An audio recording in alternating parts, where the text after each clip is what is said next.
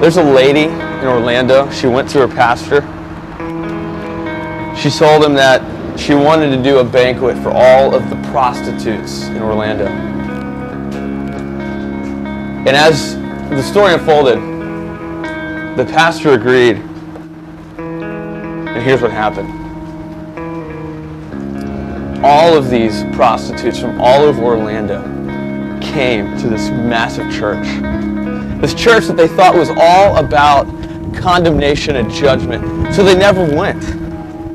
But this was an opportunity to bring these prostitutes into the house of God. And as they came into the house of God, back to the conversation with the pastor and the lady. The lady said, how are you going to feel knowing that no other churches wanted to do this? No other churches opened their doors, their front doors, the best, their first fruits, given the best they had to all the prostitutes, the down and outs of our city. And he said, I feel great because I feel like that's exactly what Jesus would have done.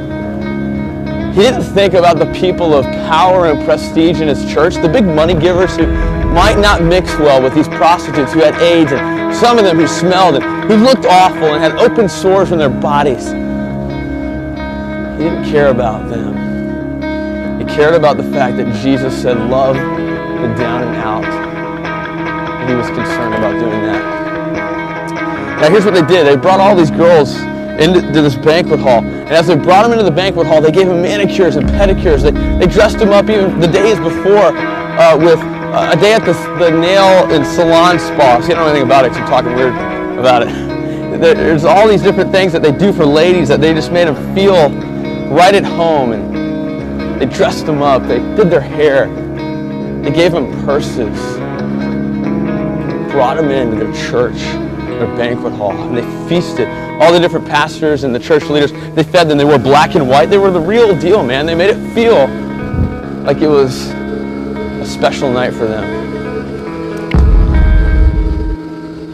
This lady got up. She started to talk. She said, look, hey, if you've ever given your body, sold your body for sex, stand up. Many of the ladies stood up, as you can imagine. This lady said, hey, if you've ever had an abortion, stand up. And many more of the ladies stood up. She said, if you've ever been abused, stand up. And the remaining ladies that were seated stood up. And then the lady speaking said, all of these things have happened to me.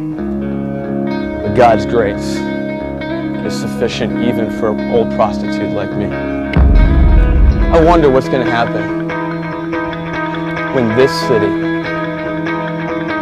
my beloved city that I love, that God's called me to minister to the people in, I wonder when we're going to do something like that. I wonder. And we are going to take the mask of image off and get on the same level with the people of the city that we live in. Loving people in the context of this city. I wonder what that will look like. See, those prostitutes said to those pastors and to specifically the senior pastor of that church, they said, look, I know your church. I've seen it. It's huge.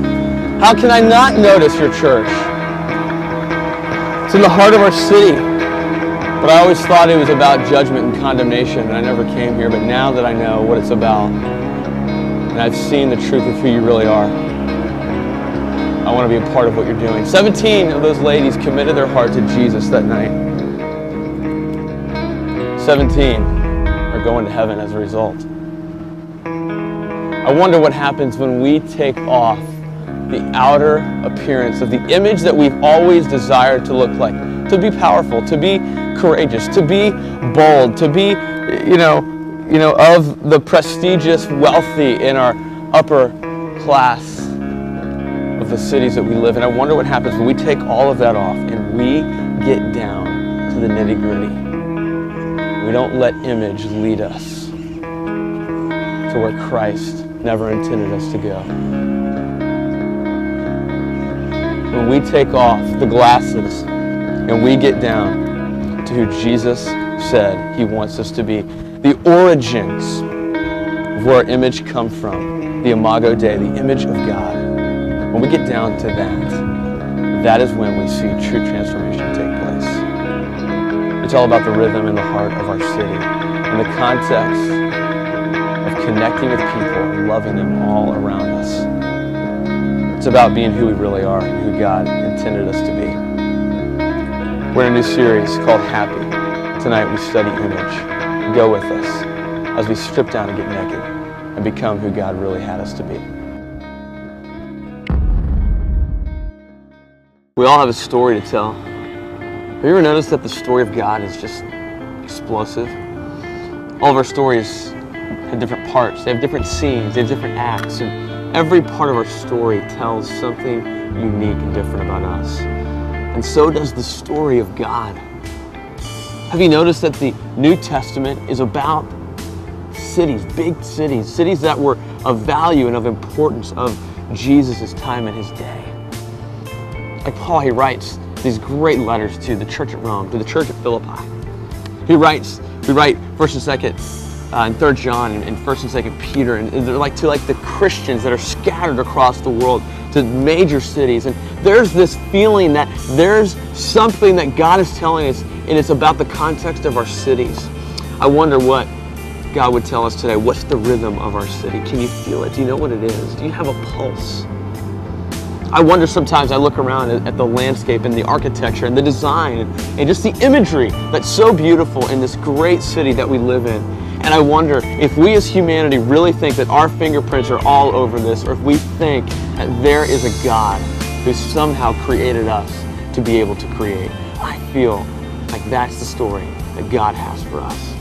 And I feel that although God is in heaven and he looks down on us, he's with us. He's in our story. He's not outside of our story, ruling with his iron fist, with all of these little puppets on a string. He's out of the story, but he's in the story at the same time. And his fingerprints, in fact, his image are all over everything. Can you see the image of God? In fact, you are the image of God. He created you and me in his image, the Imago Dei, the image of God. That's the origin of humanity. We were created for God, by God, to worship God, to give honor and praise to God. And therefore, his story is just littered with humanity telling his grand story, the epic story. And Jesus enters the scene in the Old Testament, or in the New Testament rather, and amazing things happen. Like things that the image of the day, people called it taboo for him to sit at a well with this Samaritan woman, or this Gentile woman, and he sits there as a Jew and he speaks to her. It's a well. People come and they get life from the well. They get water to cook with, to drink with, to live with. And Jesus is there in the middle of the day. He's with this woman that is not of his culture, that's not of his same belief system, and he sits there and he speaks to her. He's not, what he's saying to her is not the most important thing for us today, right now, but what he's stating with his life by being there, not letting his image or what other people think control or manipulate what he does. By being there, he is saying, I love you. I want the best for you. He says to us 2,000 years later, don't let your image that you want to have of popularity and fame and fortune, don't let that lead you far away from me. We see a great story also of the same type of an account in Luke chapter 8. There's this sick woman, and Jesus is just being pressed in on all sides by thousands of people, if not hundreds of people. And Jesus stops in the flow of the crowd and says, it's not about time, it's not about an agenda, it's not about where I'm going, it's about right now, this moment in time. And he says, who touched the hem of my garment? And the disciples were like, high maintenance leadership, what's going on? Are you seriously asking this question? He's like, yeah, I asked the question, who touched the hem of my garment? He could have just gone, oh yeah, disciples, you're right. Let's just get swept off to the next place. He said, no way. It's about this woman. And he said, because of your faith, you were healed. Same thing happens in Acts 3. These great Jewish boys, Peter and James, Peter and John rather, I think. Yeah, Peter and John, they're walking to go to the temple, the synagogue, and this beggar reaches out and goes, hey, help me. He says, silver or gold I do not have, but what I have I give you. In the name of Jesus Christ of Nazareth, rise and walk.